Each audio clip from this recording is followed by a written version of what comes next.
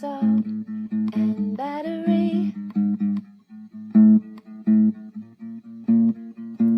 hosted by Jeans and Kelly.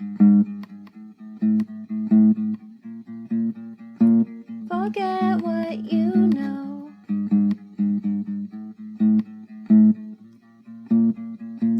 Forget what you know.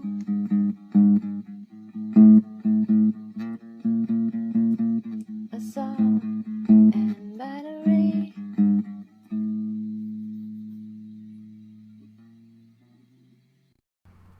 Hi, everybody. Welcome back to Saul and Battery. I'm Kelly at KELLYTHUL on Twitter and Instagram. And with me, as always, her highly analytical brain in tow is. Jeans. On Instagram and Twitter, I am YEUNGJEANS. There you go. So. Thank you. What was that? Thank you. I do what I do. This episode, which is. What do we got? Episode 7? 7. Something stupid. There's a little bit of stupid going on in the episode, so not a bad title at all. That awful song called Something Stupid. So. Yeah. Well, let's do the quick recap. There's actually several. This was not your favorite score for a Better Call Saul episode. I'm gonna be with you 100% on one, and then maybe debate you a little bit on the second. But Okay. we'll see.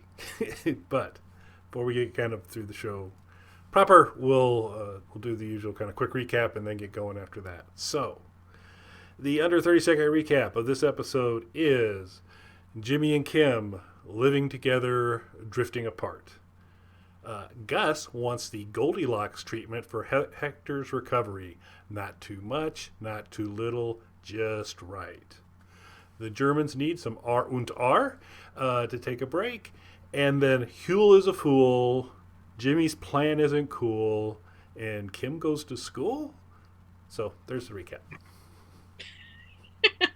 Okay. So we're going to start with Kim and Jimmy sort of living parallel but somewhat separate lives. She's unboxing this fantastic new office with all of her Mesa Verde stuff, and he's boxing with, he's got all these boxes of these cell phones, drop phones that he wants to sell. So it's sort of parallel and yet at the same time. No. Yeah, and again, kind of the thing that this crew's noted for, they're very creative visually, and they kind of execute things that are really interesting, montages and different approaches to camera angles and all that. And this combination of a split screen, where sometimes it's truly a split screen, where they're in separate areas and apart, other times they're in actually the same physical location. There's just a line that's dropped down in between the two of them. Is cool. Like and us. Yeah. It looks like us. yeah, but if I reach up and poke, I can't poke you. So we can do a high five, I think, right? I don't know. Yeah. Right there. Yeah. That's the opposite side No. for me. Oh well, forget it. You're over here for me. Okay, that's going to be magic.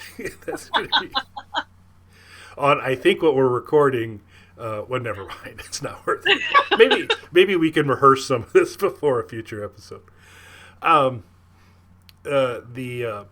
But so they do the stuff with the camera on that. That's pretty cool. And then also just the composition of the scene, because they are kind of comparing, contrasting the two very different worlds that they're both emerging into. But so there'll be a scene of Kim sitting at a desk with a box in the foreground, and then Jimmy's the mirror image of her on the other side with the fish tank where the box is. It's all kind of laid out the same way, and so it's just kind of visually fun to watch, and you get the point. And there's this snappy tune playing in the background the whole time that And on way too long. Way way too long. It was Something Stupid by Lola Marsh, and it just went on and on and on. They played the whole song. Yeah. And I think that's a fairly covered song. I think there's a lot of folks that have done it. None of them have been a pleasant version. So this is not. This one is one of the more horrific ones, I think, actually. But Very folksy.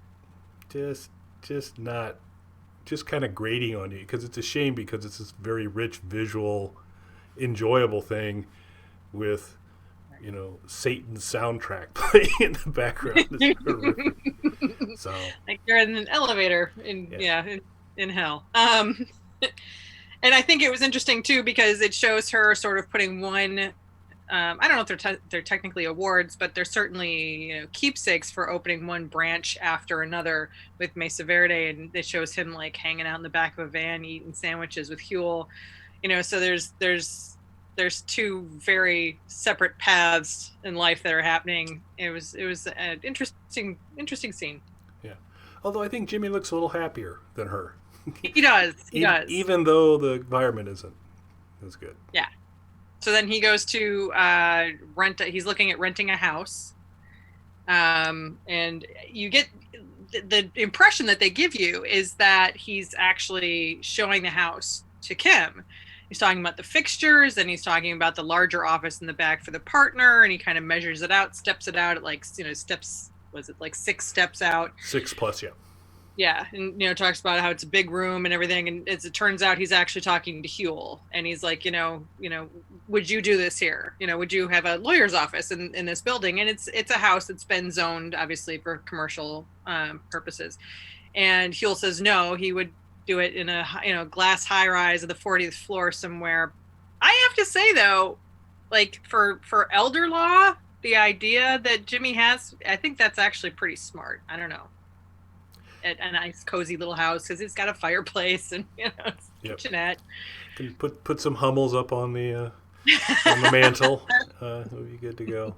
Yeah, jarring, because you do, and it was obviously intentional. You're absolutely convinced that this is a Jimmy pitch to Kim. The way he's talking about stuff and all that, you're convinced it. So it's a jarring moment when they kick it around to say, and here's who he's talking to.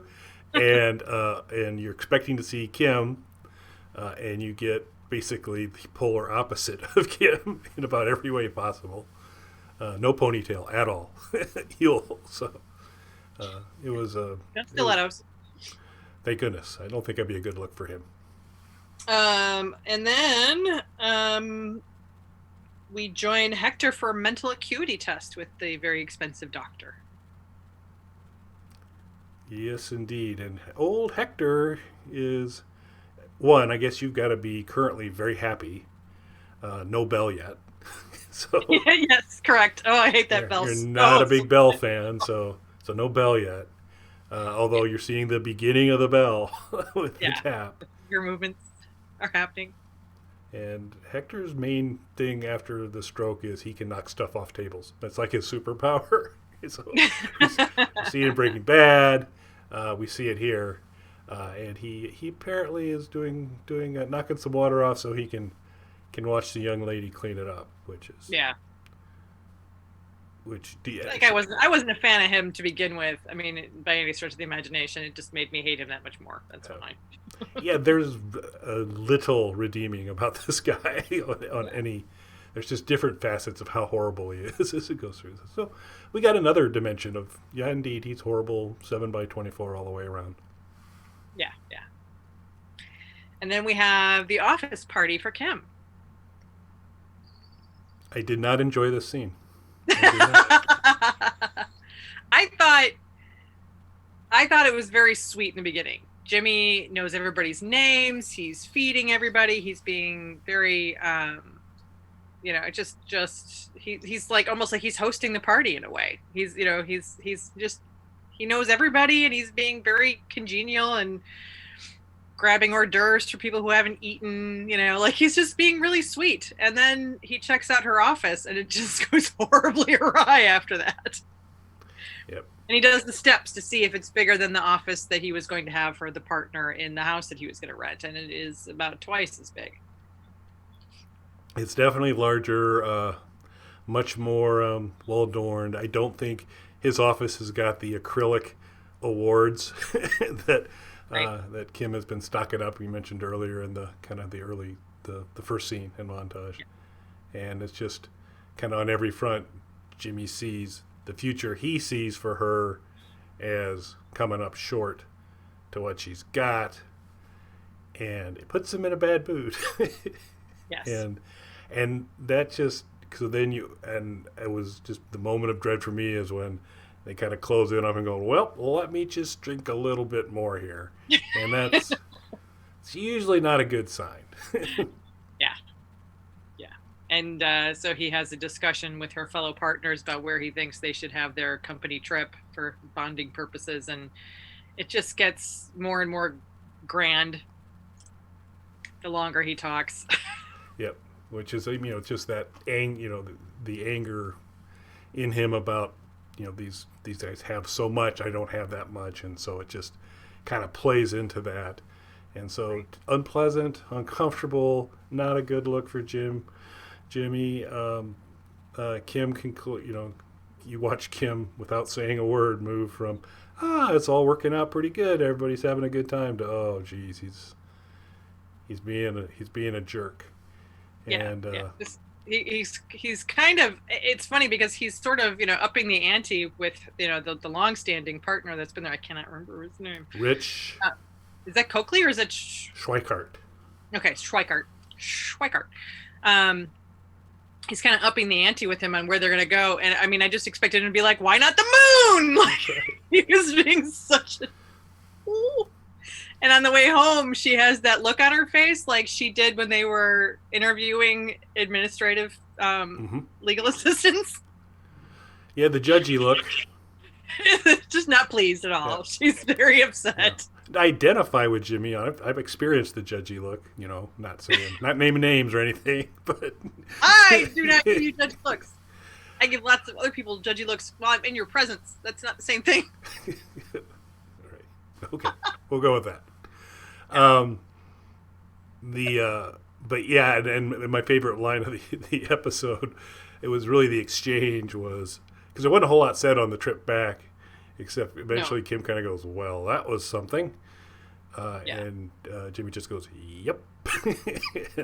End of conversation. Yeah. Nope. Turns on the radio. That's it. And then we switch over to Mike delivering the crew to the basement. Not really a whole lot happening there. Just to kind of show you that things are moving and the space is being, fleshed out. And then we cut to Fring making dinner for the expensive doctor. Always seafood with Gus. He's always making some fancy seafood thing. Well, it wouldn't be chicken, would it? I mean, you see it all day long. It's probably the last thing he wants. So then she plays the video of the mental acuity test for Hector for him, and he watches Hector knock the cup over, and he can see that there's intention. You can watch Fring analyzing him very carefully, but as per usual, she asks him a question. She says, do you think that was purposeful? And he does not answer the question. He moves along to a different subject, which is what he does when he doesn't want to answer a question or let you know what he's thinking about. But you see the rare appearance of a genuine Gus Fring smile, because you see the fake Gus Fring smile a lot when he's in Polos Hermanos, but when he actually pieces together what Hector is doing purposely, he was like good because and so my opinion on this whole process here, because he goes well, I guess you're done, you can go. And away we go. He's not interested in. He just wants Hector there enough to feel and experience when he kills him. He doesn't want him to recover all the way. He doesn't want him to be better. He just wants him to have enough of awareness that when he gets his revenge, Hector is aware his revenge is coming. Is that how you read it? Yeah, that's what I read. It wasn't that he was pleased that Hector was being a pervert. It was just that if I do something to him, he's going to know what it is. Sorry. Yeah, because he goes, there's enough Salamanca there now.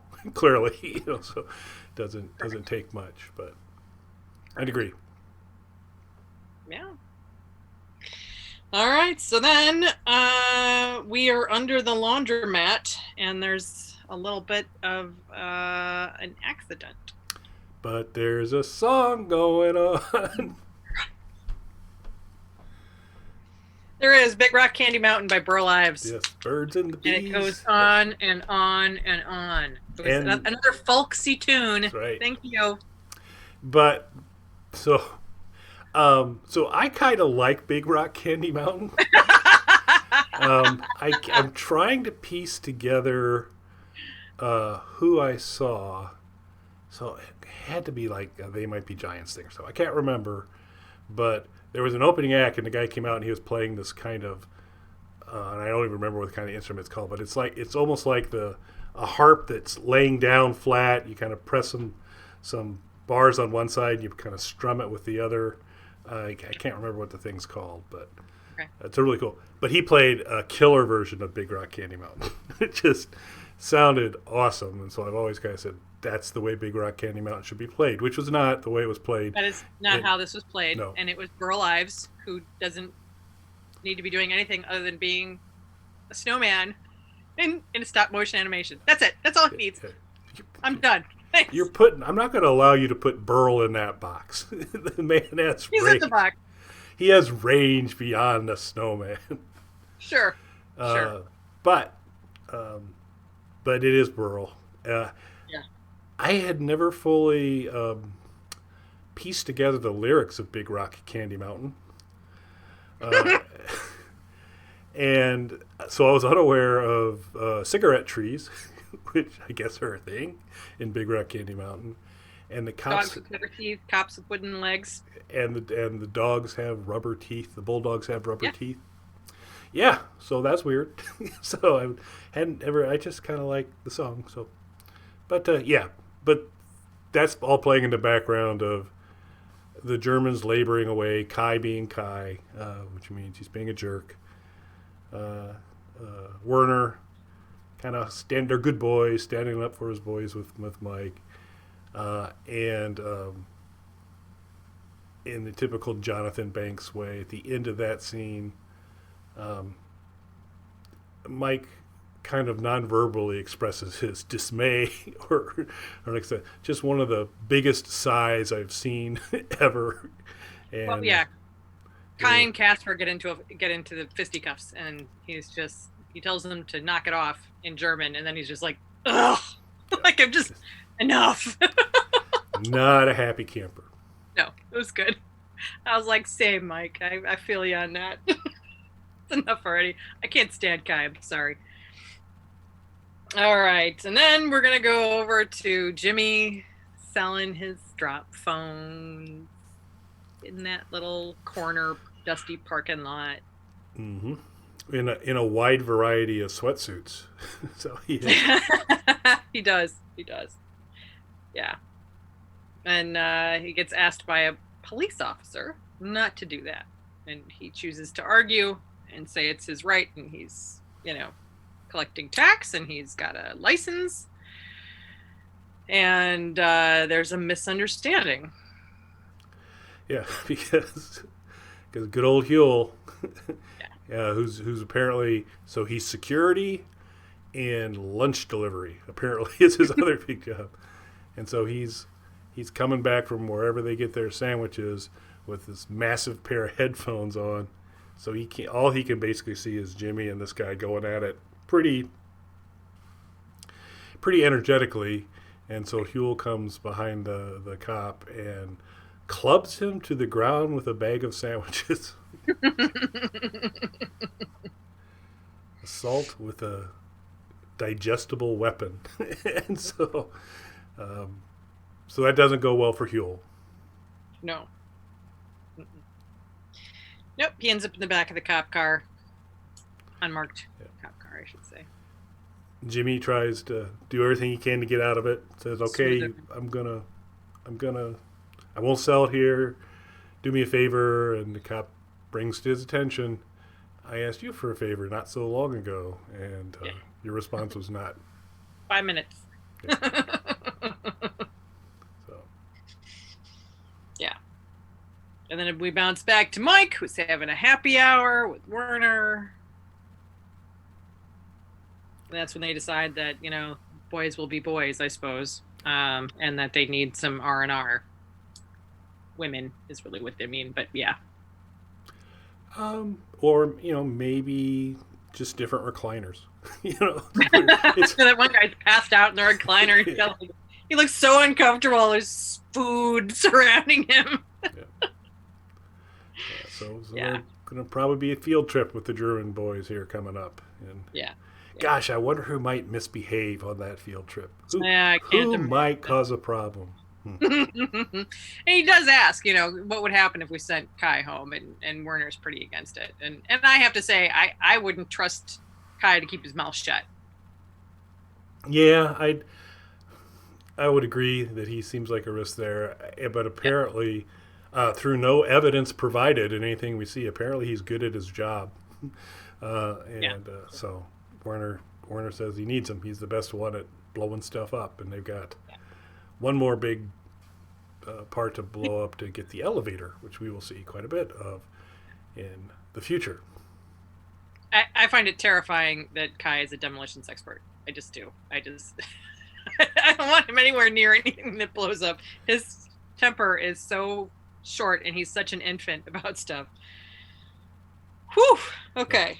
So Huel then says he's gonna bounce. He's not sticking around. Not gonna go to jail. Nope. He's gonna run. Well, I mean, he's gonna briskly walk. I don't think Huel does a run, but he's gonna bounce, and that's he not compares good. himself. Yeah, he's and Jimmy's like, they're gonna find you. Like, they're gonna catch you on some traffic violation. They're gonna find you, and he compares himself to DB Cooper, which I thought was funny. Yep. I was like, hijack a 727 in the air, hit a cop with a bag of sandwiches. I'm not sure these two things are I feel like one is a little more intelligently thought out because they never caught him. I feel like not quite in the same place. I don't know. I would agree it was not the ideal analogy. So.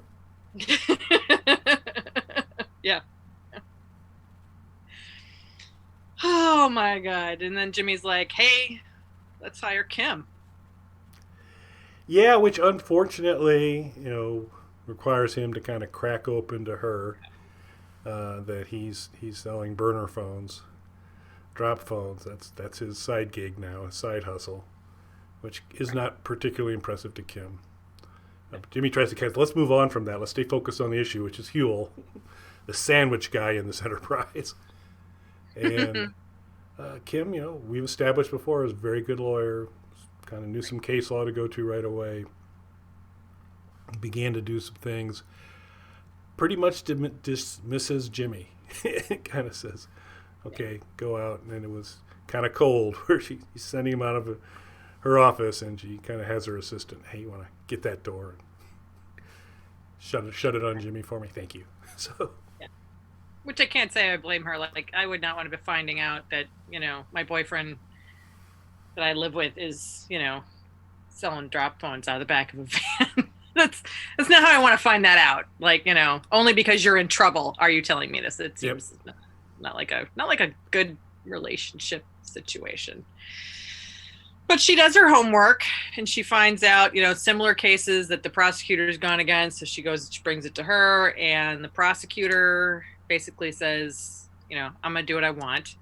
Huel is not a good person. And without it saying, your boyfriend, she basically says the only other person there is a scumbag, disbarred lawyer who peddles drop phones to criminals, which is what sets her off. Now she's going to win. Now she's tense now. And Kim's like, nobody calls my boyfriend a scumbag, disbarred lawyer.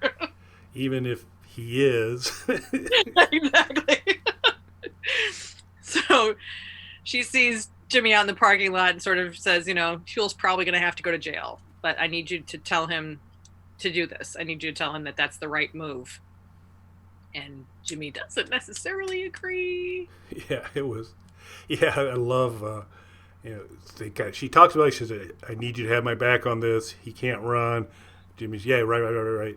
And so she's getting into her car. He's getting into his car, and he goes, "You do your thing. I'll do mine." And she's like, "Whoa, wait a second. You do your. I don't think you do your thing. What does that mean? Because it means typically not good things. It doesn't mean you're going to do what you just said you were going to do." Right. Yeah. So, but she's in that kind of on like Donkey Kong mode. She's driving and she stops and picks up some office supplies. Yeah, it does a U-turn. Kind of eventually the light bulb clicks from. I guess she knows that she's not going to be able to stop Jimmy from doing whatever harebrained scheme he's going to come up with next to help D.B. Cooper Jr. escape punishment. So she comes up with a better way. What that is, we don't know yet, but apparently it does involve quite a bit of office supplies because she's got a pretty full cart by the time she's done. Yes, she does. And that's the episode. Voila. So a fun one, I thought. We were able to kind of touch base, kind of cross the board with kind of all the major storylines, but it didn't feel too fragmented. No. Always liked time with Huel. Huel's a fun character, so that was cool. Missed the nacho time though. There's not enough nacho. Yeah. Oh yeah, this was a little nacho light. This was very nacho light. No nachos with the Happy Meal today. Sorry. Exactly. Miss my nacho. And there can be no Happy Meal without a nacho. But I'm sure he's fine. You know? Cousins are off shooting him a few more times, right? Just cause.